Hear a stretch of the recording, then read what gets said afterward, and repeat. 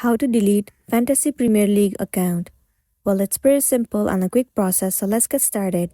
Start by moving into any of the web browser and then move into the official site of Fantasy Premier League.